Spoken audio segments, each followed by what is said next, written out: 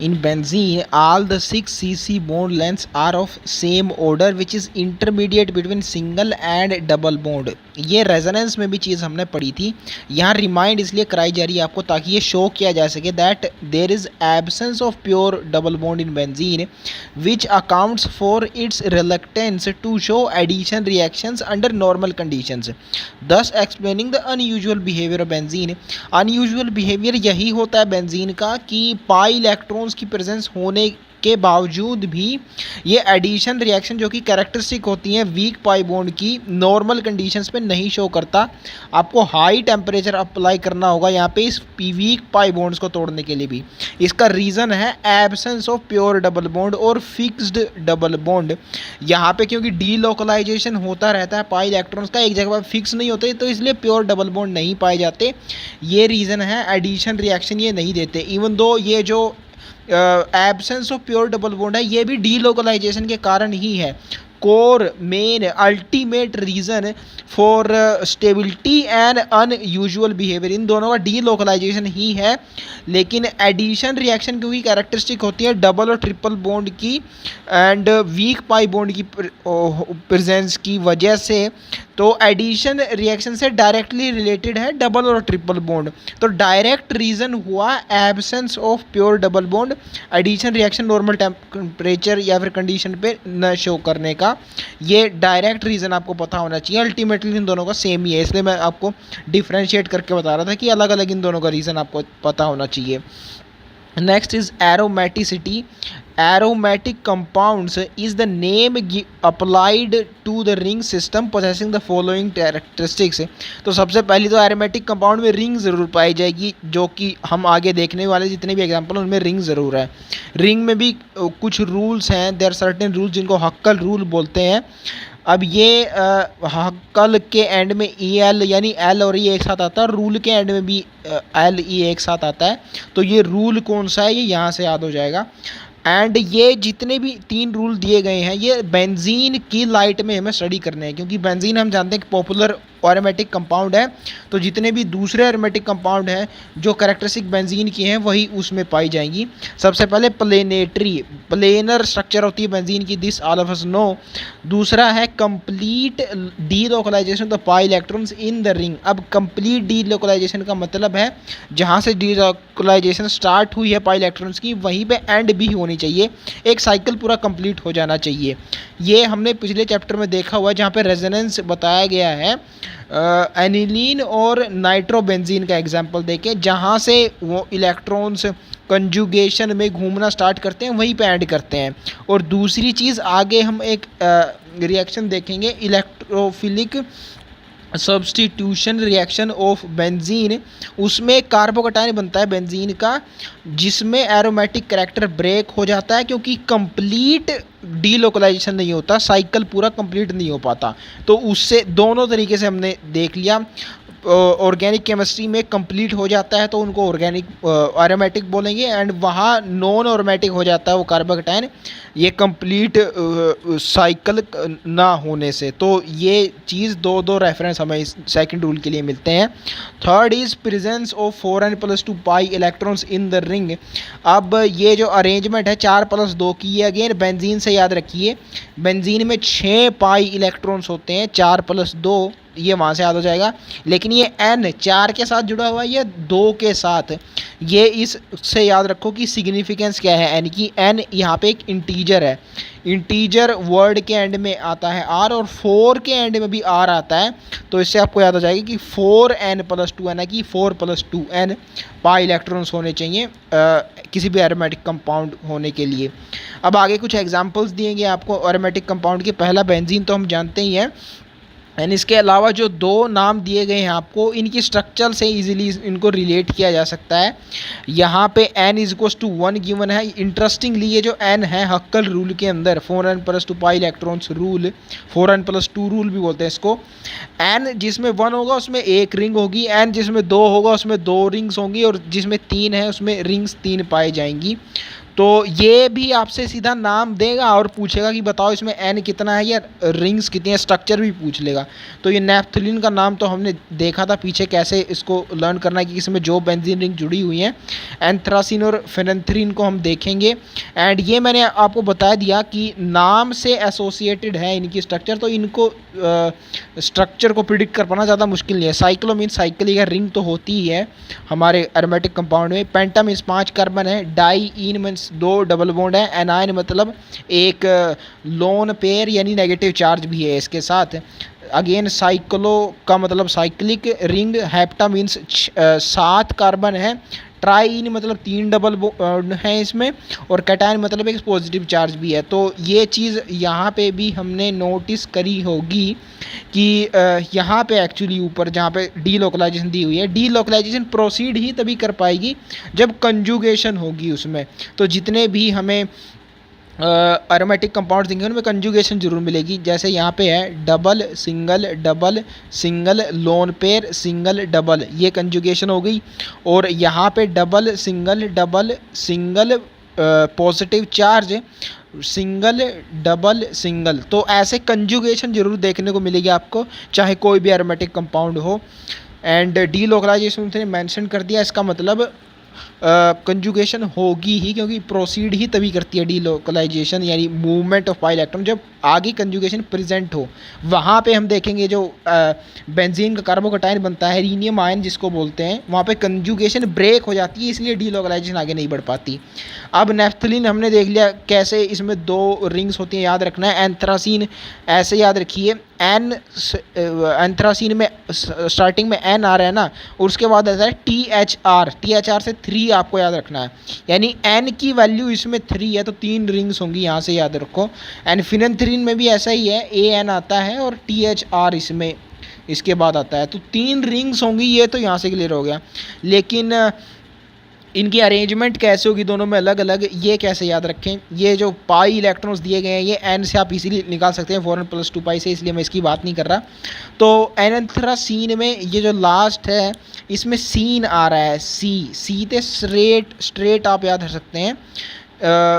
Race भी है इसमें वर्ड, एक्चुअली रेस से आपको याद रखना है, जो जब रेस की स्टार्टिंग होती है तो जो सारे कंस्टेंट जो दौड़ने वाले होते हैं वो एक लाइन में खड़े होते हैं। तो रेस से ऐसे आपको याद रखना है, रेस अभी स्टार्ट नहीं हुई है, सारे जो बेंजीन रिंग हैं यानी जो दौड़ने वाले हैं एक लाइन में खड़े हैं, ये यहाँ से आपको याद रखना है।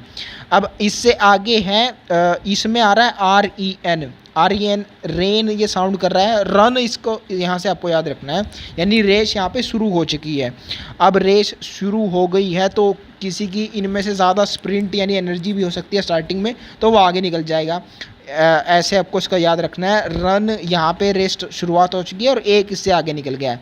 तो फिनेंथ्रीन में एक ऊपर की और जुड़ी हुई है बेंजीन रिंग और स्ट्रेट लाइन में जुड़ी हुई है एंथ्रासीन में, ये अलग से याद होना चाहिए आपको।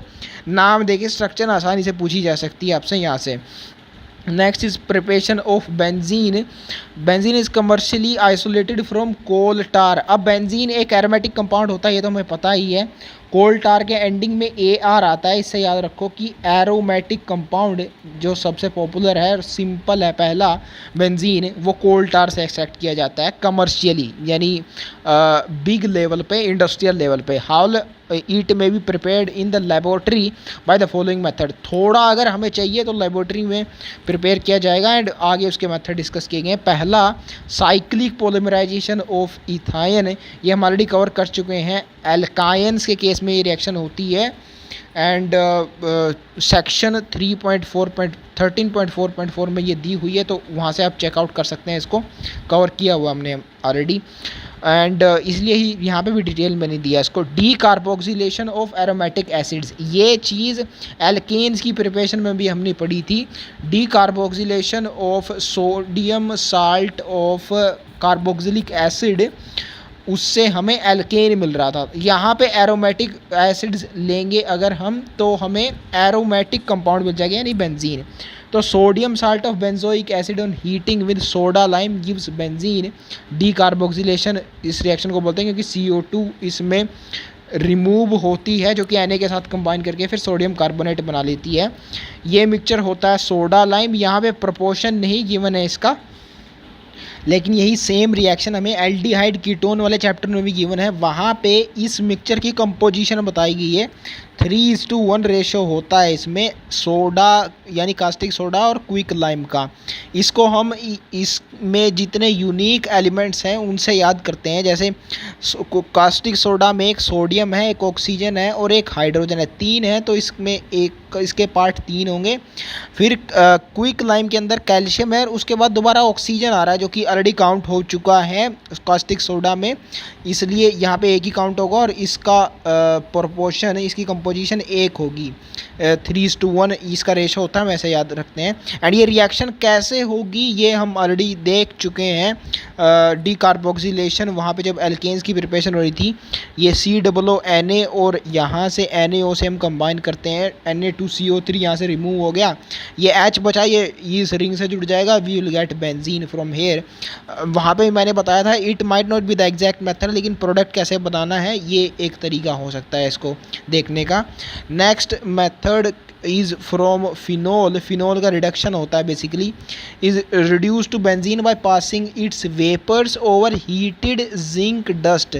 अब जिंक एक मेटल है यानी रिड्यूसिंग एजेंट है, तो रिडक्शन ही करेगा। ऑफ कोर्स ये मोर इलेक्ट्रोनेगेटिव एटम ऑक्सीजन को अपने साथ ले जाएगा, जिंक ऑक्साइड बना देगा, इसी को रिडक्शन बोलते हैं, the removal of more electronegative atom और addition of more electropositive atom. तो ये हाइड्रोजन एज इट इज़ यहाँ पे रह जाएगा, इसमें रिंग में ऐड हो गए, will get benzene from hair. सिर्फ इतना ही प्रिपरेटरी मेथड दिए हुए हैं यहाँ पे बेंजीन के। आगे डिस्कस की गई हैं प्रॉपर्टीज़, पहले आती हैं physical properties. Aromatic hydrocarbons are non polar molecules and usually colourless liquids और solids with characteristic aroma. Aroma होता है ये तो हम जानते ही हैं। नॉन पोलर क्यों बोला गया है, तो एल्कीन्स हमने देखा था नॉन पोलर होते हैं, इवन एल्कीन्स के बाद एल्कायंस ही आता है जिसमें ऐसा मेंशन किया गया कि वीकली पोलर नेचर होता है उनका, क्योंकि उसमें इलेक्ट्रोनेगेटिविटी मैक्सिमम हो जाती है कार्बन की, तो कार्बन और हाइड्रोजन की इलेक्ट्रोनेगेटिविटी के बीच सिग्निफिकेंट डिफरेंस आ जाता है, तो वहाँ पे पोलैरिटी जनरेट हो जाती है। तो सिर्फ एल्कायंस हैं इन सभी हाइड्रोकार्बन्स में, जो कि यहाँ पे डिटेल में डिस्कस किए गए इस चैप्टर में, जो वीकली पोलर होते हैं, बाकी सभी नॉन पोलर ही होंगे। एल्कीन्स नॉन पोलर थे, यहाँ पे भी डबल बॉन्ड ही आते हैं एरोमेटिक कंपाउंड्स में, तो ये भी नॉन पोलर ही होंगे। कलरलेस होंगे, दिस वी ऑलरेडी नो कि इन जनरल हम बोलते ही हैं, कलर जिसका होता है हम उसको ही को याद रखते हैं। आगे इंपॉर्टेंट चीज़ है लिक्विड्स और सिर्फ सॉलिड्स होते हैं, गैसेस नहीं होते, बाकी सब में गैसेस थे पीछे एल्केन्स और एल्कायंस में। इसका रीज़न ये है क्योंकि इनका जो पहला कंपाउंड है जो मोस्ट पॉपुलर हम जानते हैं बेंजीन, वो C6 से शुरू होता है। एंड हमने देखा था ब्यूट C4 से आगे लिक्विड शुरू हो जाते हैं उन सभी में जो एल्कीन्स और एल्कायंस हैं। तो ये इसका पहला ही, क्योंकि C6 से बेंजीन से स्टार्ट होता है, इसलिए लिक्विड से ही स्टार्ट होते हैं और लिक्विड और सॉलिड्स ही होते हैं। ये higher members of course solids होंगे। कैरेक्टरिस्टिक अरोमा हमने देख लिया। You are familiar with naphthalene balls which are used in toilets for preservation of clothes because of unique smell of the compound and moth repellent property. तो ये दो characteristic होती हैं naphthalene bile की, जिन दो वेज में इसको यूटिलाइज किया जा सकता है उनके हिसाब से। टॉयलेट में इसलिए यूज़ करते हैं क्योंकि इनकी यूनिक स्मेल होती है, जो गंध होती है टॉयलेट में, उसको ऑफ कोर्स रिमूव करने के लिए, रिप्लेस करने के लिए इसका इस्तेमाल होगा। और क्लोथ्स में अगर मोथ्स के द्वारा उनको स्पॉइल करने की टेंडेंसी हो क्लोथ्स को, तो वहाँ पे नैप्थलीन बाल्स यूज़ कर ली जाती हैं इस प्रॉपर्टी की वजह से। नैप्थलीन में TH आता है और मोथ में भी TH आ रहा है, तो इससे ये मोथ वाला पॉइंट याद हो जाएगा। एंड यूनिक स्मेल होती है इनकी, ऑफ कोर्स ये तो एरोमेटिक कंपाउंड्स का पार्ट है ना, दो बेंजीन रिंग जुड़ी हुई है इसमें, तो यूनिक यानी कैरेक्टरिस्टिक स्मेल, अरोमा तो इसमें होगा ही, इसलिए टॉयलेट्स में यूज़ किया जा सकता है। एंड दूसरी चीज़ जो यहाँ से क्लियरली नहीं दिख रही है लेकिन प्रिडिक्ट करी जा सकती है, मैंने बताया भी था इसके बारे में आपको इक्विलिब्रियम चैप्टर में, नैप्थलीन बाल्स लिखा हुआ यहाँ पे, यानी सॉलिड फॉर्म में है ये। एंड स्मेल इसकी हमें आएगी, एंड स्मेल उसी चीज़ की आ सकती है जो गैसियस फॉर्म में होता है, गैसेस को ही सूंघ सकते हैं हम। तो सॉलिड से सीधे गैस में जा सकता है, ये सब्लिमेशन की टेंडेंसी होती है इसमें। ये कहीं भी लिखी नहीं गई है बात, लेकिन आपको यहाँ से इन्फर आउट करनी आनी चाहिए। एंड मैंने इक्विलिब्रियम चैप्टर में भी आपको बताया था कि किसी एक चैप्टर में आने वाला, तो ये है वो हाइड्रोकार्बन्स, जहाँ पे दिया हुआ है कि नेफ्थलीन बाल्स में सब्लिमेट करने की टेंडेंसी होती है। ये भी एज अ क्वेश्चन वो जो सेपरेटरी मेथड है ना प्योरीफिकेशन के लिए, और पिछले चैप्टर में गिवन है, तो नेफ्थलीन बाल्स का भी एग्जांपल दिया जा सकता है क्योंकि एनसीईआरटी में मेंशन है ये। Aromatic hydrocarbons are immiscible with water but readily miscible with organic solvents. तो अगेन नॉन पोलर हैं, तो नॉन पोलर सॉल्वेंट्स यानी ऑर्गेनिक सॉल्वेंट्स में सॉल्युबल होंगे, पोलर वाटर में नहीं। They burn with sooty flame. अब ये सूटी वर्ड देख के आपको जो फुलिरीन का पैराग्राफ दिया हुआ है पी ब्लॉक चैप्टर में वो याद आ रहा होगा, क्योंकि ग्रेफाइट को जब इलेक्ट्रिक आर्क में वहाँ पे जलाया जाता है तो वहाँ पे सूटी मटेरियल फॉर्म होता है। एंड ग्रेफाइट क्योंकि स्टेबल है, मोस्ट स्टेबल आइसोटोप है, एलोट्रोप बेसिकली कार्बन का। एंड यहाँ भी एरीन्स एरोमेटिक जो कंपाउंड्स होते हैं वो रेजोनेंस के द्वारा स्टेबलाइज्ड होते हैं, तो दोनों स्टेबल है, ग्रेफाइट भी और ये भी। तो स्टेबल कंपाउंड से सूटी फ्लेम या मटेरियल प्रोड्यूस होते हैं उनके कंबशन पे या बर्न करने पे। ये दोनों चीज़ें हम एक साथ याद सकते हैं, एस से स्टेबल, एस से सूटी। नेक्स्ट है केमिकल प्रॉपर्टीज एरीन्स की। They are characterised by electrophilic substitution reaction, however under special conditions they can also undergo addition and oxidation reactions.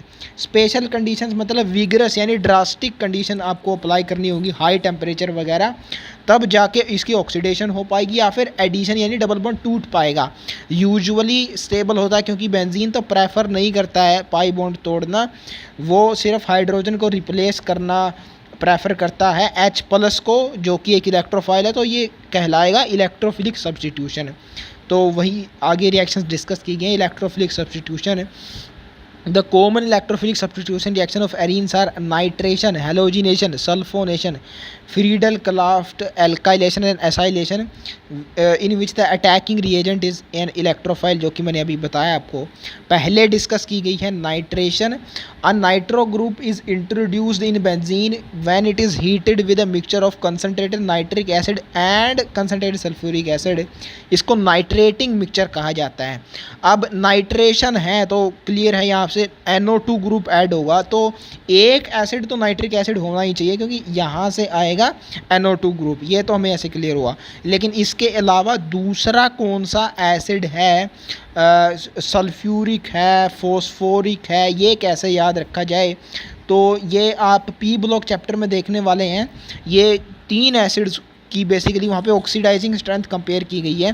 H2SO4 की इंटरमीडिएट होती है, ये लाइन भी आती है बेसिकली, आपको याद रखनी है वहाँ से, और सबसे ज़्यादा होती है नाइट्रिक एसिड की और सबसे कम होती है फोस्फोरिक एसिड की। तो नाइट्रिक एसिड से तुरंत पीछे ऑक्सीडाइजिंग स्ट्रेंथ में H2SO4 आता है। इससे आप याद रखिए कि नाइट्रेटिंग मिक्सचर में नाइट्रिक एसिड के साथ, क्योंकि उसके तुरंत पीछे होता है, तो सल्फ्यूरिक एसिड ही आएगा। एंड कंसनट्रेटेड सल्फ्यूरिक एसिड यहाँ पे लिया गया है जो कि डिहाइड्रेटिंग एजेंट की तरह काम करता है, तो यहाँ पे वाटर रिलीज हो रहा है, या तो ऐसे याद रख सकते हैं। एंड डिटेल्ड मैकेनिज्म इसका आगे गिवन है, वहाँ पे भी आपको मिल जाएगा यहाँ पे वाटर क्यों रिलीज हो रहा है। तो नाइट्रेशन रिएक्शन है, नाइट्रो ग्रुप ऐड होगा, बेंजीन में NO2 ग्रुप जुड़ जाएगा। इसका मैकेनिज्म क्या होता है ये आगे बताया गया है, यहाँ से सिर्फ इतनी चीज़ें आपको क्लियर होनी चाहिए। Next is halogenation, halogen group add होगा एरीन्स में। Arenes react with halogens in the presence of Lewis acid like anhydrous FeCl3 FeBr3 और AlCl3 to yield halo arenes. And यहाँ पे हैलो ऑफ कोर्स हैलोजन के लिए stand कर रहा है, एरीन्स में एरोमेटिक कंपाउंड्स उसके डायरेक्टली अटैच हैलोजन होगा तो हैलो एरीन्स कहलाएंगे। क्लोरोबेंजीन यहाँ पे एग्जांपल लिया गया है। तो लुइस एसिड यहाँ पे क्यों लिया जाता है ये आप आगे मैकेनिज्म पढ़ेंगे तो समझ में आ जाएगा। And the best Lewis acid that we know from p block also we remember is AlCl3, ये मैंने वहाँ भी आपको बताया था। बोरोन का भी क्लोराइड लुइस एसिड होता है, ये भी लुइस एसिड की तरह एक्ट कर सकता है, तो ये एक लुइस एसिड होता है, ये हम जानते हैं। एंड इसी का इस्तेमाल किया भी गया है मैकेनिज्म को समझाने के लिए। इसी के जैसे दिखने वाले दूसरे कंपाउंड्स भी लुइस एसिड की तरह यूज़ किए जा सकते हैं, ये ऐसे आपको याद हो जाएगा। FeCl3 FeBr 3 इन दोनों की भी स्ट्रक्चर इसी के जैसे सिमिलर है। मेन आपको लुईस एसिड AlCl3 याद रखना है। तो इसकी प्रेजेंस में अगर हैलोजन से ट्रीट करवाएं तो हेलोअरीन्स बन जाएगा, क्लोरीन से करवाया तो यहाँ पे क्लोरोबेंजीन बन जाएगा। HCl as a by product क्यों ऑब्टेन हो रहा है ये हम आगे देखने वाले हैं। एंड यहाँ से भी आप अगर देखना चाहें तो H+ रिप्लेस हो रहा है ना, एक Cl यहाँ से निकल जाएगा, एक तो क्लोरीन यहाँ पे लग गया और एक जो बच जाएगा वो H+ के साथ कंबाइन हो गया HCl बन जाएगा। तो सीधे यहाँ से देख सकते हैं, आगे मैकेनिज्म भी गिवन है, वहाँ से समझ आ जाएगा हमें। Sulphonation is the next electrophilic substitution reaction. Sulphonic acid group of course यहाँ पे ऐड होगा। The replacement of hydrogen atom by sulphonic acid group in a ring is called sulphonation. सबसे पहले तो रिंग की बात की गई है, यानी कि एरोमेटिक कंपाउंड ही ये रिएक्शन देते हैं सल्फोनेशन की। ये चीज़ वहाँ पे भी आई थी ना, जहाँ पे I think chemical reaction discuss की गई हैं एल्केन्स की, हेलोजिनेशन के सेक्शन में आई थिंक ये बताया गया है। तो वहाँ पे ये बताया गया कि सल्फोनेशन और नाइट्रेशन नहीं देते हैं लोअर एल्केन्स। उसका यही रीज़न है जो मैंने आपको वहाँ भी बताया था, एल्केन्स छोटे होते हैं तो बड़े ग्रुप्स ये संभाल नहीं पाएंगे, रिंग में ही होगी सल्फोनेशन रिएक्शन, ये वहाँ से रिलेट करके समझ सकते हैं आप।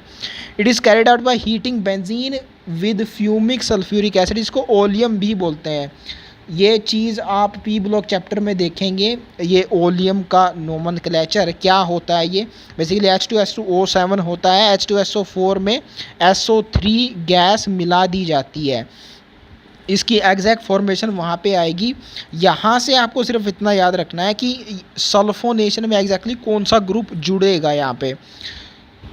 ये चीज़ अगेन हम पी ब्लॉक चैप्टर में देखने वाले हैं। वहाँ पे एक फोस्फोनिक एसिड गिवन है जो कि होता है H3PO3 और फॉस्फोरिक होता है H3PO4, यानी फोनिक और फोरिक में सिर्फ ऑक्सीजन का फ़र्क है, एक इंक्रीज़ हो जा रहा है, हाइड्रोजन सेम है इसमें।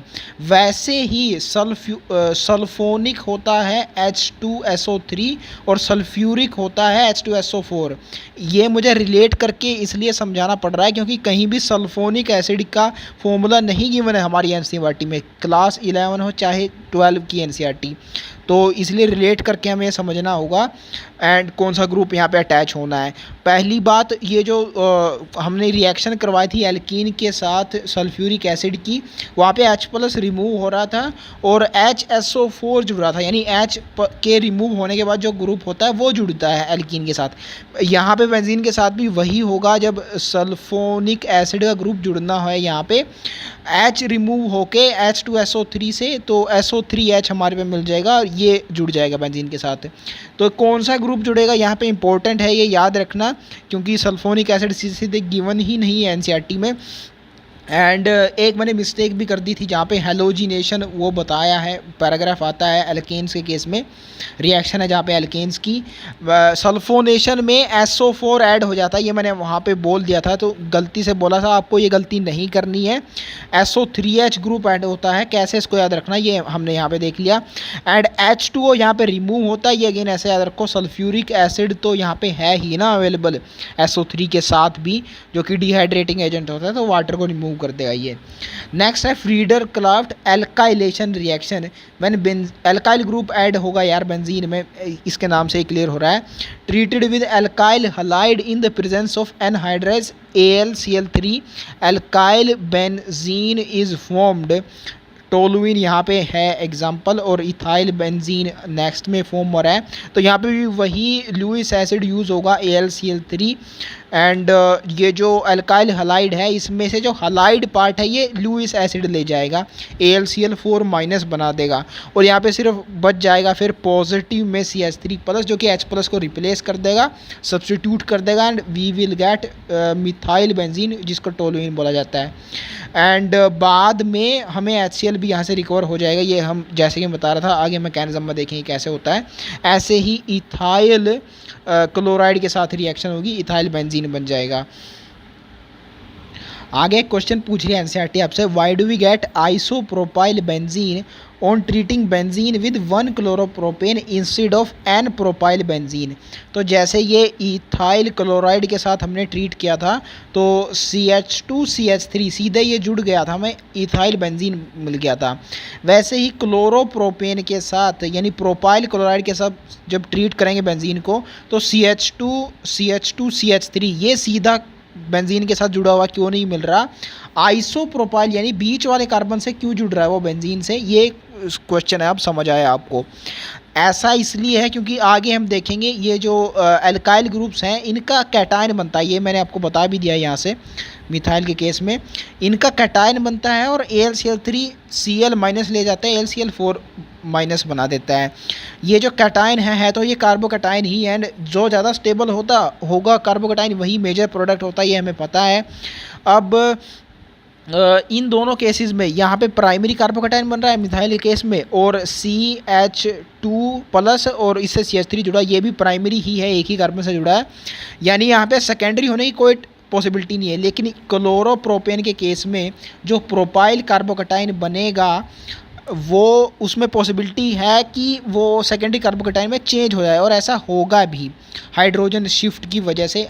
उस मैकेनिज्म में आपको नहीं जाना है, आपको सिर्फ इतना पता होना चाहिए कि पॉसिबिलिटी है तो वो कन्वर्ट होगा सेकेंडरी कार्बोकैटायन में, बीच वाले कार्बन पे आ जाएगा positive charge, and secondary carbocation ज़्यादा स्टेबल होता है तो वो मेजर प्रोडक्ट फॉर्म करेगा एंड उस कार्बन से जुड़ जाएगा फिर बेंजीन रिंग से। तो इसलिए आइसोप्रोपाइल बेंजीन हमें मिलता है क्लोरोप्रोपेन के ट्रीट्स करने के साथ बेंजीन से, न कि एन प्रोपाइल बेंजीन। ये बहुत ही इंपॉर्टेंट क्वेश्चन है, you should keep in mind.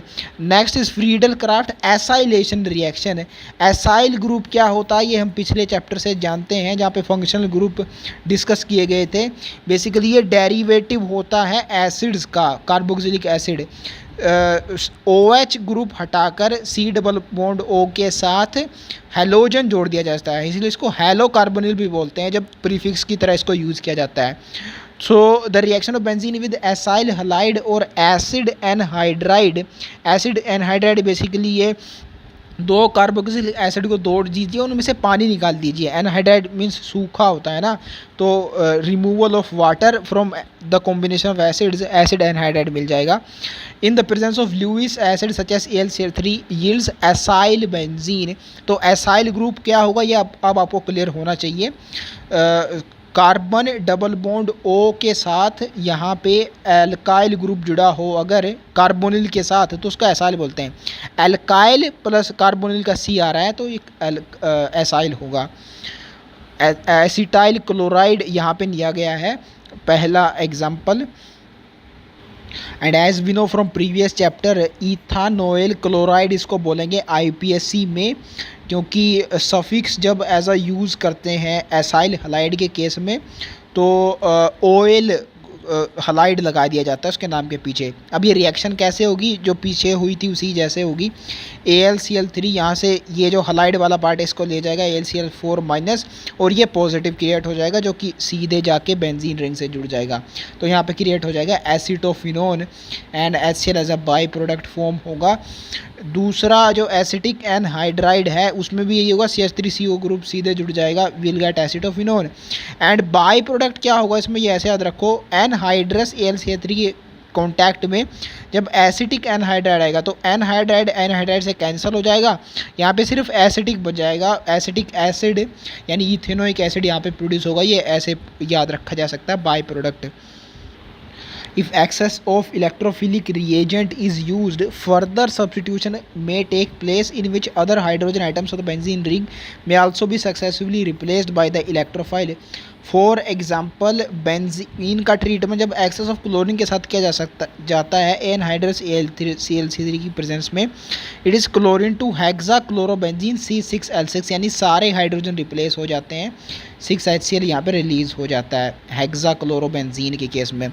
अब कंडीशंस यहाँ पे इंपॉर्टेंट है, याद रखना। डार्क और कोल्ड ली गई है, सनलाइट की प्रेजेंस अगर होगी और क्लोरीन अगर रिएक्टेंट है वन ऑफ द यानी हेलोजन है तो हेलोजिनेशन हो जाएगी भाई फ्री रेडिकल वाली, तो उसको प्रिवेंट करने के लिए यहाँ पे सनलाइट नहीं ली जाती है, डार्क रिएक्शन होती है।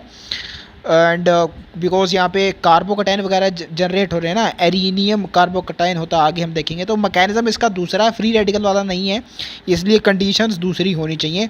अब सनलाइट हीट प्रोड्यूस करती है और हीट इंडिकेट्स टेम्परेचर हाई। अगर हम डार्कनेस दे रहे हैं तो टेम्परेचर भी हमारा कम होना चाहिए यहाँ पे, उसी के से रिलेटेड, तो इसलिए कोल्ड यहाँ पे एनवायरनमेंट लिया गया है। ये दोनों साथ साथ चलते हैं कंडीशन, डार्कनेस और कोल्ड, लाइट एंड हीट और टेम्परेचर, तो इसलिए ये कंडीशंस हैं। आगे मैकेनिज्म इंपॉर्टेंट चीज़ डिस्कस की गई है इलेक्ट्रोफिलिक सब्स्टिट्यूशन की। This proceed via 3 steps. अब इससे पहले जो इलेक्ट्रोफिलिक एडिशन हमने देखा था उसमें सिर्फ 2 ही स्टेप्स थे, सब्स्टिट्यूशन में 3 स्टेप इसलिए आ गए तो क्योंकि यहाँ पे जनरेशन हो रहा है पहले इलेक्ट्रोफाइल का। उसमें जैसे एच बी आर का हम एग्जांपल लें तो एच प्लस और बी आर माइनस ये आपस में ही टूट जाते थे, वो अलग से जनरेट करने की ज़रूरत नहीं थी। यहाँ पे अलग से कैटलिस्ट लिया गया है जो जनरेट करता है इलेक्ट्रोफाइल को, तो इसलिए इसमें एक स्टेप ज़्यादा हो गया। पहला है जनरेशन ऑफ इलेक्ट्रोफाइल, दूसरा फिर ये इलेक्ट्रोफाइल अटैक करेगा बेंजीन रिंग पे टू फॉर्म कार्बोकटाइन, एंड तीसरा removal of the proton from the कार्बोकटाइन intermediate. हमने पीछे डिस्कस किया था कि ये जो एरीनियम आयन होता है कार्बोकटाइन इंटरमीडिएट, इसमें एरोमेटिक कैरेक्टर ब्रेक हो गया होता है, तो उसको रिस्टोर करने के लिए तीसरा स्टेप है रिमूवल ऑफ प्रोटॉन। इन तीनों को आगे हम देखेंगे डिटेल में। जनरेशन ऑफ इलेक्ट्रोफाइल ये फर्स्ट स्टेप है। During chlorination, alkylation and acylation of benzene anhydrous AlCl3 being Lewis acid helps with generation of the electrophile. Lewis acid वो होता है जिसके पास इलेक्ट्रॉन की कमी होती है, तो क्लोरीन को ले जाएगा जिसके पास इलेक्ट्रॉन है अपने साथ ही है। Cl प्लस, R प्लस और RCO प्लस, इन सभी इलेक्ट्रोफाइल को जनरेट करने में ये लुईस एसिड हेल्प करता है क्योंकि नेगेटिव पार्ट ले जाता है इन मॉलिक्यूल्स से ये, respectively by combining with the attacking reagent. तो यहाँ पे देखिए फर्स्ट केस में हेलोजिनेशन में Cl2 होता था, तो यहाँ से Cl ले जाएगा, AlCl4- हो जाएगा और Cl plus chloronium ion generate हो जाएगा। यहाँ पे इलेक्ट्रोफिलिक सब्स्टिट्यूशन हो रहा है ना, तो पॉजिटिवली चार्ज हमारे पास अटैकिंग रिएजेंट प्रोड्यूस होने चाहिए, ये ध्यान रखना है। और CH3Cl के केस में अगेन ये सभी केसेस में ले तो क्लोरीन ही जा रहा है, तो Cl-4 हो जाएगा LCl-4 और CH3 प्लस जनरेट हो जाएगा यहाँ पे, एंड CH3CO प्लस यहाँ पे जनरेट हो जाएगा एसाइल का cation. In the case of nitration electrophile nitronium ion NO2 plus is produced by the transfer of a proton from sulfuric acid to nitric acid in the following manner। तो ये steps दी हुई हैं आगे, and इसमें I don't think so आपको कोई confusion हो रही होगी। हलाइड नहीं है ये, क्लोराइड नहीं है, क्लोरोनियम है, क्योंकि कार्बोनियम बोलते हैं ना जो पॉजिटिव कार्बोकटायन होता है, तो उसी से एसोसिएटेड है क्लोरोनियम यहाँ पे। वैसे ही नाइट्रोनियम है, नाइट्रोजन है कार्बोकटायन।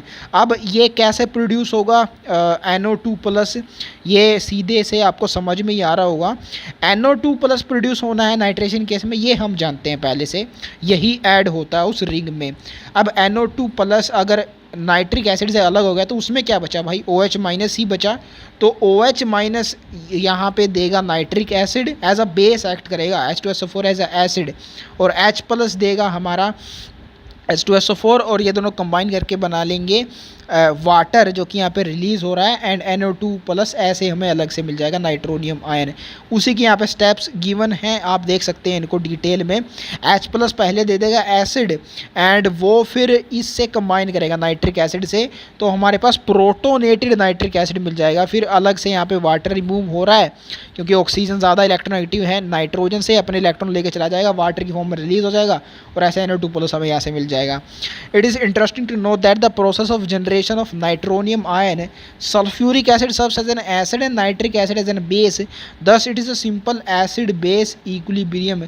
तो कौन सा एज अ एसिड एक्ट कर रहा है और कौन सा एज अ बेस, ये कैसे याद रखना है ये हमने ऑलरेडी डिस्कस करा हुआ है अभी यहाँ पे। Now after the generation of electrophile, next step is its attack on the benzene ring for the formation of carbocation। इसको एरीनियम आयन बोला यहाँ पे, तो कार्बोनियम आयन होता है कार्बोकटायन, ये हम पिछले चैप्टर से जानते हैं। एरोमेटिक कंपाउंड्स का यहाँ पे कार्बोकटायन है, इसलिए एरीनियम आयन भी इसको बोल सकते हैं। So attack of electrophile results in the formation of sigma complex और arenium ion in which one carbon is sp3 hybridized. तो एरीनियम आयन की तो देख लिया हमने कैसे आता है कैसे नाम हुआ इसका, लेकिन सिग्मा कॉम्प्लेक्स क्यों बोला जाता है इसको, ये कहीं से कहीं तक समझ में नहीं आता। मैंने गूगल पे सर्च करके देखा है, इसका हिस्टोरिक रीज़न है कि हिस्ट्री में पीछे ऐसा बोला जाता तो ऐसे ही कंटिन्यू किया गया, लेकिन हमें इसको याद रखना है। तो ऐसे याद रखो, एरोमेटिक कंपाउंड्स से हम को कैसे पहचानते हैं, अरोमा से, उनकी स्मेल से। तो एरोमा जरूर वर्ड उनसे जुड़ा होता है, एंड एरोमा के एंड में माँ आता है और सिग्मा के एंड में भी माँ आता है, तो उनके कार्बोकेटायन को सिग्मा कॉम्प्लेक्स बोलते हैं।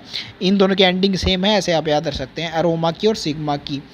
एक sp3 हाइब्रिडाइज कार्बन कैसे प्रोड्यूस होता है इसमें देखते हैं। पहले अटैक देख लेते हैं इलेक्ट्रोफाइल का, एंड ये मूवमेंट ज़रूर, एरो की डायरेक्शन आपको याद रखनी है, जहाँ से स्टार्ट होती है इलेक्ट्रॉन मूवमेंट और जहाँ पे एंड करनी होती है वहाँ से वहाँ तक होता है ये एरो।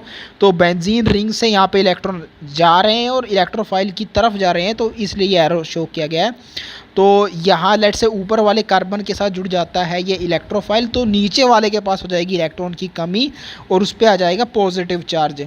अब ये जो ऊपर वाला कार्बन है इसके पास कोई भी डबल बॉन्ड नहीं दिखाई दे रहा है हमको, सारे सिंगल बॉन्ड है, इसलिए हम बोल सकते हैं कि ये sp3 हाइब्रिडाइज्ड है carbon. The arenium ion gets stabilized by the resonance, and क्योंकि एरोमेटिक करैक्टर यहाँ पे देखिए ब्रेक हो रहा है, इसका पूरा डीलोकलाइजेशन है थ्रू आउट द रिंग नहीं है, ब्रेक कर रहा है, इसलिए ये नॉन एरोमेटिक हो गया, इसलिए ही एडिशन नहीं देता हमारा बेंजीन इजीली, क्योंकि एरोमेटिक करैक्टर ब्रेक हो रहा है ना। इस इलेक्ट्रोफिलिक एडिशन रिएक्शन में ये ब्रेक होगा, अगर कहीं से एक दो बॉन्ड रह जाए और एक बॉन्ड टूट जाए तो एरोमेटिक करैक्टर ब्रेक होगा। एरोमेटिसिटी रेजोनेंस से रिलेटेड है, जो कि स्टेबिलिटी बेंजीन रिंग को देती है, इसलिए ये रहना ज़रूरी है इंस्टेड ऑफ एडिशन रिएक्शन, इसलिए सब्स्टिट्यूशन होता है H प्लस का सब्स्टिट्यूशन या फिर रिप्लेसमेंट इंस्टेड ऑफ एडिशन। तो यहाँ पे ऑपरेट कैसे करेगा रेजोनेंस, ये आई डोंट थिंक सो मुझे बताने की ज़रूरत है। कंजुगेशन यहाँ पे प्रेजेंट है, जहाँ पे ये जो कार्बन है sp3 हाइब्रिडाइज्ड, यहाँ पे ये सिंगल बॉन्ड आ रहा है, ये सिंगल बॉन्ड आ रहा है, कंजुगेशन यहाँ पे ख़त्म हो जाती है, इसलिए डीलोकलाइजेशन भी यहाँ पे ख़त्म हो जाता है, तो रेजोनेंस सिर्फ यहीं तक रहता है, तो यहीं तक चलेगी कंजुगेशन। ये आप देख सकते हैं पिछले चैप्टर में हमने डिस्कस किया हुआ कैसे ऑपरेट करेगा। अब आगे क्या करता है ये कार्बोकेटायन, सिग्मा कॉम्प्लेक्स और arenium ion loses its aromatic character because delocalization of the electron stops at the sp3 hybridised carbon है, क्योंकि वहाँ पे कंजुगेशन नहीं रहती, दोनों तरफ ही सिग्मा बॉन्ड्स आप बोल सकते हैं, सिंगल बॉन्ड्स हैं, कंजुगेशन नहीं है। तो नेक्स्ट स्टेप होगी removal of proton to restore the aromatic character. Sigma complex releases proton from the sp3 hybridised carbon on attack by AlCl-4 in case halogenation, alkylation and acylation, and HSO4- in case of nitration। तो H2SO4 यहाँ से मिल जाएगा HSO4- के case में, and यहाँ से AlCl4- ये अगेन जो क्लोरीन इसने लिया था ना वो दे देगा, और हाइड्रोजन जो यहाँ से रिलीज़ हुआ है sp3 हाइब्रिडाइज्ड कार्बन से इसके साथ कंबाइन करके HCl बना लेगा, Al3 as it is release हो जाएगा। तो हमारा जो नाइट्रेशन का रिएक्शन था उसमें हमने H2SO4 लिया था, वो एज इट इज रिकवर हो गया, और AlCl3 एनहाइड्रस Al3 एलोजिनेशन, एल्काइलेशन और एसाइलेशन में था वो भी एज इट इज रिकवर हो गया। HCl की कैसे फॉर्मेशन होगी ये हमने देख लिया। तो ये थी last step, removal of proton, जो कि ज़रूरी थी एरोमेटिक करैक्टर जो कि स्टेबिलिटी देता है बेंजीन रिंग को, उसको रिकवर करने के लिए, एंड ऐसे हमें इलेक्ट्रोफिलिक सब्स्टिट्यूटेड प्रोडक्ट मिल जाएगा बेंजीन का। नेक्स्ट है एडिशन रिएक्शन, जो कि नॉर्मली नहीं होती हैं but under vigorous condition such as high temperature and pressure in the presence of nickel catalyst. Hydrogenation of benzene gives cyclohexane, means तीनों के तीनों डबल बॉन्ड टूट जाते हैं, हमें एक एल्केन मिल जाता है, एंड यहाँ पे हाई टेम्परेचर है तो निकल कैटलिस्ट यूज़ होगा। ये हमने शुरुआत में भी डिस्कस किया था, जहाँ पे प्रिपरेशन हो रही थी एल्केन्स की, निकल हाई टेम्परेचर रिक्वायर करता है। Under ultra violet light 3 chlorine molecules add to benzene to produce benzene hexachloride, जिसको हम गामाक्सेन भी बोलते हैं। तो सबसे पहले तो यहाँ पे ऑफ कोर्स हैलोजिनेशन रिएक्शन होगी, लाइट की प्रेजेंस में हो रही है, एंड लाइट यूवी ली गई है यहाँ पे।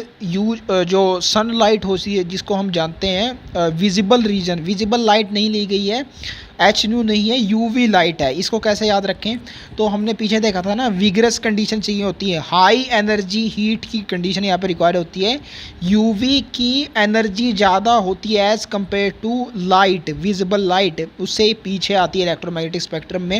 ये स्पेक्ट्रम कैसे लर्न करना है, ये एटॉमिक स्ट्रक्चर चैप्टर में हमने देखा हुआ है। तो क्योंकि इसकी एनर्जी उससे ज़्यादा होती है इसलिए हमें यहाँ पे ज़्यादा एनर्जी रिक्वायर्ड भी है, इसलिए यूवी यूज़ की जाती है नॉर्मल सनलाइट की यानी विजिबल लाइट की कंपैरिजन में। एंड हाई टेम्परेचर BHC मिल जाता है, बेंजीन हेक्साक्लोराइड। अब हमने पीछे जो स्ट्रक्चर देखी थी हेक्साक्लोरोबेंजीन और बेंजीन हेक्साक्लोराइड, इसमें कन्फ्यूजन हो सकती है एस्पिरेंट्स को कि गामा एक्सेन इन दोनों में से कौन से को बोलते हैं। इवन स्ट्रक्चर्स में भी कन्फ्यूजन हो जाती है क्योंकि 6 क्लोरीन एटम्स दोनों में ही जुड़े हुए हैं, लेकिन एक में एल्केन से जुड़े हुए हैं, साइक्लो एल्केन से, दूसरे में पूरे बेंजीन से जुड़े हुए हैं। तो इनमें कन्फ्यूजन अवॉइड करने के लिए इनके नाम को अच्छे से समझ लीजिए आप। पहला था हेक्साक्लोरोबेंजीन, यानी था वो बेंजीन ही लेकिन उससे 6 क्लोरीन एटम जुड़े हुए थे क्योंकि उसके नाम के पीछे बेंजीन आ रहा है। एंड पिछले चैप्टर से हम जानते हैं कि जो मेन फंक्शनल ग्रुप होता है किसी भी प्राइमरी फंक्शनल ग्रुप किसी भी कंपाउंड को, पीछे उसको मेंशन करते हैं, जैसे अल्कोहल का पीछे, एसिड्स का ऐसे पीछे। तो उसके केस में जो पीछे हमने नाम लिया था हेक्साक्लोरोबेंजीन, यानी है वो बेंजीन ही, पीछे बेंजीन उसके मेंशन है ना, है वो बेंजीन ही, 6 क्लोरीन आइटम जुड़े हुए हैं।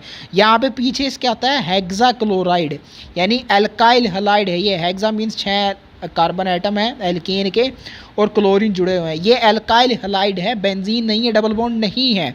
बेंजीन से ये बना है इसलिए इसके नाम के आगे बेंजीन लगा दिया गया है, लेकिन है ये एल्काइल हलाइड। साइक्लोहेल्केन साइक्लोहेक्सेन से 6 क्लोरीन आइटम जुड़े हुए हैं, बेंजीन से बना है इसलिए बेंजीन आगे आ गया। तो BHC होगा गामा एक्सेन, एन आ रहा है इसके पीछे मतलब एल्केन है, गामा एक्सेन होगा BHC एंड इससे अलग होगा हेक्सा क्लोरोबेंजीन। इन दोनों को डिफरेंशिएट करना आपको आना चाहिए।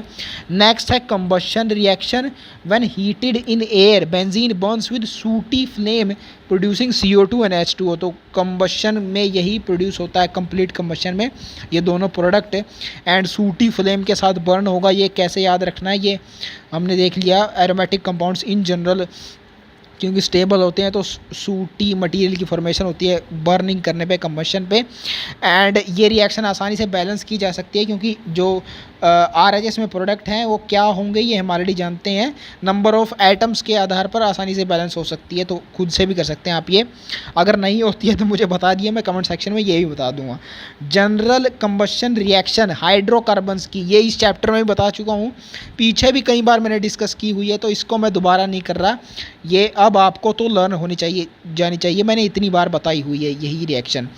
Directive influence of functional group in mono substituted benzene, तो ऐसा बेंजीन जिसमें एक ही सब्स्टिट्यूएंट ग्रुप है, एक फंक्शनल ग्रुप है, वो आने वाले इलेक्ट्रोफाइल को जिसका अटैक होना बेंजीन रिंग पे कहाँ डायरेक्ट करता है, कौन सी पोजीशन पे, ऑर्थो या पैरा पे या फिर मेटा पे, इसको बोलते हैं directive influence. So when mono substituted benzene is subjected to further substitution 3 possible disubstitutive products are not formed in the equal amount, यानी ऑर्थो, पैरा और मेटा ये तीनों इक्वल अमाउंट्स में नहीं बनते हैं। कौन सा ज़्यादा कौन सा कम बनता है, ये जो ग्रुप जुड़ा हुआ है उससे, उसका डायरेक्टली इन्फ्लुएंस बताता है कि आने वाले ग्रुप को किस डायरेक्शन में, किस पोजीशन पे इन्फ्लुएंस करता है अटैक के लिए। कौन सा प्रोडक्ट मेजर होगा, this depends on the nature of the substituent already present in the benzene ring and not on the nature of the entering group, यानी जो इलेक्ट्रोफाइल आने वाला है अटैक करने वाला है उस पर नहीं डिपेंड करता, बेंजीन रिंग से जो ऑलरेडी जुड़ा हुआ है उस पर डिपेंड करता है। इट इज़ क्वाइट ऑब्वियस, आगे पढ़ने के बाद आपको भी ऑब्वियस ही लगेगा क्योंकि जो बेंजीन रिंग से जुड़ा है वही ऑर्थो एंड पैरा पोजीशन पे इलेक्ट्रॉन डेंसिटी बढ़ा देता है, जिससे चांसेस बढ़ जाते हैं उन पोजीशन पे अटैक के, वो मेजर प्रोडक्ट फॉर्म होने के। एंड मेटा पोजीशन पे एक्चुअली घटाता तो नहीं है, मेटा पोजीशन पे कोई असर नहीं पड़ता। या तो ये जो ग्रुप जुड़ा हुआ है ये ऑर्थो और पैरा पे इलेक्ट्रॉन डेंसिटी बढ़ा देता है या घटा देता है। तो जो जुड़ा ही हुआ है बेंजीन रिंग से सिर्फ वही इम्पैक्ट कर रहा है इलेक्ट्रॉन डेंसिटी को। इसलिए ये जो जुड़ेगा आने वाला इलेक्ट्रोफाइल ये ऑलरेडी प्रेजेंट ग्रुप से डिसाइड होगा कि कहाँ जुड़ना है। This is known as directive influence of the substituent. Ortho and para directing groups and meta directing group. Directive influence के बेसिस पर ग्रुप्स को दो पार्ट में डिवाइड किया जाता है। पहला है ortho and para. Of course these group will direct the incoming electrophile group to ortho and para positions, इसलिए ही इनका ये नाम है। हाइड्रोक्सिल ग्रुप OH इसका अल्कोहल ग्रुप एक एग्जाम्पल होता है। Phenol is a resonance hybrid of the following structures. तो जैसे एनिलीन के केस में हमने स्ट्रक्चर्स देखी थी रेजोनेंस की, वैसे ही सिमिलर डिट्टो होगा फिनोल के केस में, क्योंकि वहाँ पे भी नाइट्रोजन के लोन पे ट्रैवल करते हैं थ्रू आउट द रिंग, यहाँ पे ऑक्सीजन के लोन पे कर रहे हैं। तो कोई डिफरेंस नहीं है, सिर्फ ऑक्सीजन रिप्लेस हो गया है नाइट्रोजन से यहाँ पे फिनोल के केस में। तो ये सारी स्ट्रक्चर आप वहाँ से समझ सकते हैं। जो चीज़ यहाँ पे मेन ऑब्जर्व करने लायक है कि ऑर्थो और पैरा पोजीशन पे ही यहाँ पे सिर्फ इलेक्ट्रॉन डेंसिटी बढ़ जाती है हाइड्रोक्सिल ग्रुप के प्रेजेंट होने के कारण, क्योंकि उसका लोन पेयर वो डोनेट कर देता है बेंजीन रिंग को। तो ऑर्थो एंड पैरा पोजीशन पे आने वाला इलेक्ट्रोफाइल अटैक करेगा, इसलिए ऑर्थो एंड पैरा डायरेक्टिंग हो गया हमारा hydroxyl group. It is clear from the above resonating structures that electron density is more on the ortho and para positions. Hence, the substitution takes place mainly at these positions. However, it may be noted that minus I effect of the OH group also operates, due to which electron density on ortho and para position of the benzene ring slightly reduced. But overall electron density increases at this position of the ring due to resonance. Therefore, OH group activates the benzene ring for the attack by the electrophile. तो basically दो effect यहाँ पे operate कर रहे हैं, minus I effect और plus are या plus M effect. ये चीज़ हम पिछले चैप्टर से भी क्लियर कर चुके हैं कि रेजोनेंस इफेक्ट का मैग्नीट्यूड स्ट्रेंथ ज़्यादा होती है as compare to inductive effect. तो अगर पॉजिटिवली इम्पैक्ट कर रहा है रिंग को, इलेक्ट्रॉन डेंसिटी बढ़ा रहा है रेजोनेंस इफेक्ट, तो ये इसकी स्ट्रेंथ ज़्यादा होगी एंड ओवरऑल बढ़ेगी ही उसकी इलेक्ट्रॉन डेंसिटी। वहीं यहाँ पे मेंशन किया गया ओवरऑल इलेक्ट्रॉन डेंसिटी इंक्रीज ही होगी। भले ही ऑक्सीजन क्योंकि एक ज़्यादा इलेक्ट्रोनेगेटिव एटम है कार्बन से, तो माइनस आई इफेक्ट के थ्रू उससे इलेक्ट्रॉन डेंसिटी लेने की भी कोशिश करेगा, लेकिन क्योंकि स्ट्रेंथ ज़्यादा होती है रेजोनेंस इफेक्ट की इंडक्टिव से, तो ओवरऑल इलेक्ट्रॉन डेंसिटी यहाँ पे इंक्रीज ही होगी and ortho and para directing होता है इस हिसाब से hydroxyl group on an electrophile, attack of electrophile. Other example of activating groups, यानी कि रिंग को ये एक्टिवेट करते हैं for the attack of the electrophile, उसके अटैक के लिए।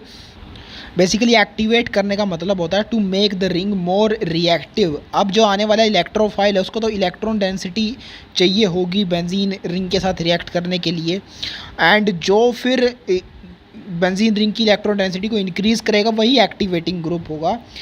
एसेंशियली ये इलेक्ट्रॉन डेंसिटी ही इंक्रीज़ कर रहे हैं ऑर्थो एंड पैरा पोजीशन पे। NH2 group electron density increase करता है, ये हमने पीछे अभी डिस्कस किया। एंड आगे जो दो ग्रुप्स हैं वहाँ पे हाइड्रोजन रिप्लेस किया जा रहा है NH2 का, वही चीज़ है। प्लस आर के थ्रू ये इलेक्ट्रॉन डेंसिटी इंक्रीज़ करेंगे बेंजीन रिंग की। यहाँ पे अल्कोहल का H रिप्लेस किया गया है CH3 के द्वारा, तो ये भी इंक्रीज़ ही करेगा प्लस आर के through electron density. And methyl and ethyl groups will increase the electron density the benzene ring by plus I effect, plus inductive effect की वजह से। In the case of aryl halides, halogens are moderately deactivating because of their strong minus I effect. Overall electron density in the benzene ring decreases. It makes the further substitution difficult. Of course difficult तो हो ही जाएगा क्योंकि electron density decrease हो गई है, तो electrophile को दिखेगा कि इलेक्ट्रॉन डेंसिटी कम है तो अटैक नहीं करना चाहेगा वो, तो इसलिए सब्स्टिट्यूशन आगे इससे डिफ़िकल्ट हो जाता है। However due to the resonance आगे का मतलब हैलाइड के अटैच होने के बाद। Due to resonance the electron density on ortho and para positions is greater than meta position, hence they are called ortho and para directing groups.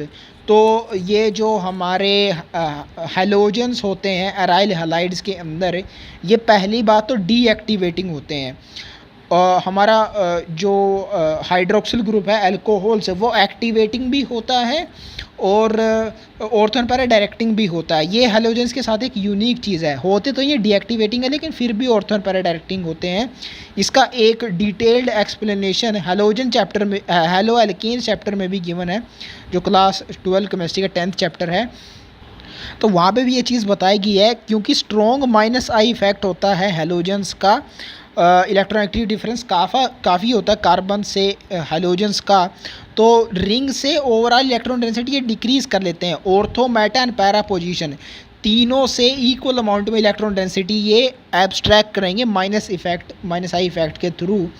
लेकिन ये हमारा जो प्लस आर इफेक्ट होता है रेजोनेंस इफेक्ट, उसके थ्रू ये दे भी तो रहे हैं इलेक्ट्रॉन डेंसिटी, लेकिन दे रहे हैं सिर्फ ऑर्थो एंड पैरा पोजीशन पे, क्योंकि मेटा पोजीशन पे वो नेगेटिव चार्ज आता ही नहीं है रेजोनेंस में। तो ले रहे हैं तीनों पोजीशन से, लेकिन दे रहे हैं सिर्फ ऑर्थो एंड पैरा पे, इसलिए है तो ये डीएक्टिवेटिंग ओरिजिनल इलेक्ट्रॉन डेंसिटी से डिक्रीज कर देंगे बेंजीन रिंग की, इसलिए फर्दर सब्स्टिट्यूशन डिफ़िकल्ट हो जाता है। लेकिन ऑर्थो एंड पैरा डायरेक्टिंग भी इनको बोलते हैं, क्योंकि इंक्रीज़ करते हैं ऑर्थो एंड पैरा पोजीशन पे, मेटा से ज़्यादा हो जाती है ओवरऑल, ये इम्पैक्ट आता है। यहाँ पे बताया गया है डायरेक्टिव इन्फ्लुएंस क्लोरीन का एग्जांपल लेके रेजोनेंस के थ्रू कैसे ये देता है प्लस आर इफेक्ट के थ्रू, वो इलस्ट्रेट किया गया। वैसा ही है जैसे हाइड्रोक्सिल ग्रुप के केस में हमने देखा था, ऑर्थो एंड पैरा पोजीशन पे होगा negative charge. Next is meta directing groups, the of course these will be those which direct the incoming electrophile group to the meta position, and इनके examples हैं NO2। अब NO2 ये तो हम देख आए हैं पिछले चैप्टर में भी, वहाँ पे माइनस आर इफेक्ट हमने देखा था NO2 ग्रुप का होता है, electron density minus R effect के थ्रू लेता है बेंजीन रिंग से। तो अगर लेगा वो electron density again minus R effect के through NO2 group electron density खींचेगा बेंजीन रिंग से, and ortho and para position से ज़्यादा इलेक्ट्रॉन डेंसिटी खींची जाएगी, क्योंकि जो प्लस आर ग्रुप होता है जब वो देता है तो सिर्फ ऑर्थो एंड पैरा पोजीशन पे देता है, तो जब अब माइनस आर वाला ले जाएगा तो भी वो ऑर्थो एंड पैरा से ही ले जाएगा, मेटा को वो नहीं छू सकता, क्योंकि वहाँ पे होती ही नहीं है रेजोनेंस के थ्रू इलेक्ट्रॉन डेंसिटी इंक्रीज या डिक्रीज। तो इसलिए मेटा पोजीशन में बची रह जाती है electron density, ortho and para से ये ले जाते हैं रेजोनेंस के थ्रू, इसलिए मेटा पे इंक्रीज हो जाती है, तो मेटा डायरेक्टिव हो जाते हैं ये ग्रुप्स। एंड कैसे करते हैं ये माइनस आर वाले, ये हम ऑलरेडी जानते हैं। नाइट्रोजन ऑक्सीजन ज़्यादा इलेक्ट्रोनेगेटिव है नाइट्रोजन से, तो इसके इलेक्ट्रॉन्स ऑक्सीजन ले लेगा, तो इसके पास कमी हो जाएगी, तो ये बेंजीन रिंग से उठा लेगा नाइट्रोजन। तो ऐसे मोर इलेक्ट्रोनेगेटिव एटम जुड़ा होता है जो बेंजीन रिंग से डायरेक्ट अटैच्ड है उससे। एंड आगे साइनाइड के केस में भी यही होगा, जो ट्रिपली बॉन्डेड कार्बन है वो sp हाइब्रिडाइज्ड है, एंड sp2 हाइब्रिडाइज्ड है जो बेंजीन रिंग वाला कार्बन है, तो उससे ज़्यादा उसकी इलेक्ट्रोनेगेटिव है, तो उससे एब्स्ट्रैक्ट करेगा इलेक्ट्रॉन डेंसिटी ये साइनाइड ग्रुप। एल्डिहाइड के केस में अगेन ऑक्सीजन ज़्यादा इलेक्ट्रोनेगेटिव है कार्बन से, तो इसके इलेक्ट्रॉन ये ले लेगा, एंड फिर कार्बन फिर रिंग से उठाएगा अपने इलेक्ट्रॉन्स पूरे करने के लिए। ऐसा ही इन सब में होगा, कार्बन और ऑक्सीजन जहाँ पे जुड़े हुए हैं डबल बॉन्ड के साथ। लास्ट में SO3H सल्फोनिक एसिड का ग्रुप, यहाँ पे ऑक्सीजन ज़्यादा इलेक्ट्रोनेगेटिव है सल्फर से, तो इसके इलेक्ट्रॉन ऑक्सीजन लेगा, सल्फर फिर रिंग से उठाएगा। तो that's how you can find out which groups are electro positive, means plus R effect जो देते हैं, और कौन से माइनस आर देते हैं, ये आसानी से चेकआउट किया जा सकता है। यहाँ पे एग्जांपल लिया गया है नाइट्रो ग्रुप का, which reduces the electron density in the benzene ring due to strong minus I effect. अब हम जानते हैं, एंड यहाँ पे गिवन भी है, देख लो यार, माइनस आर इफेक्ट से ही ले रहा है, ये माइनस रेजोनेंस इफेक्ट से इलेक्ट्रॉन डेंसिटी, जो कि पिक्टोरियली यहाँ पे रिप्रेजेंट किया गया है। यहाँ पे स्ट्रॉन्ग माइनस आई इफेक्ट बता रहा है मेन रीज़न जिसकी वजह से वो इलेक्ट्रॉन डेंसिटी विड्रॉ करता है। तो ये दोनों कंट्राडिक्शन जैसा लग रहा है आपको, लेकिन याद तो रखना होगा क्योंकि एनसीईआरटी ने लिख दिया है। तो नाइट्रो ग्रुप ये जो वर्ड है इसमें NI से स्टार्ट हो रहा है ये, एंड इंडक्टिव इफेक्ट में भी स्टार्टिंग में IN एक साथ आता है। तो नाइट्रो ग्रुप मेनली जिस इफेक्ट से इलेक्ट्रॉन डेंसिटी विड्रॉ करता है वो इंडक्टिव होगा। ये ऐसे आप याद रख सकते हैं यहाँ से ये लाइन, क्योंकि वर्ड टू वर्ड कई बार पूछ लेता है examiner. In this case overall electron density on the benzene ring decreases है, क्योंकि खींच तो रही ही रहे हैं उससे electron density, and again further substitution यहाँ भी डिफिकल्ट होगा। Therefore these are deactivating groups, electron density जो डिक्रीज करते हैं, लेस रिएक्टिव बनाते हैं रिंग को। The electron density on the ortho and para position is comparatively less than the at meta position, hence electrophile attacks on comparatively electron rich Meta position resulting in Meta substitution. तो इसको एक ऐसे भी समझ सकते हैं आप कि जो इलेक्ट्रॉन डेंसिटी विड्रॉ की जा रही है ऑर्थो पैरा पोजीशन से दो तरीके से हो रही है, एक तो रेजोनेंस के थ्रू और एक इंडक्टिव इफेक्ट के भी थ्रू।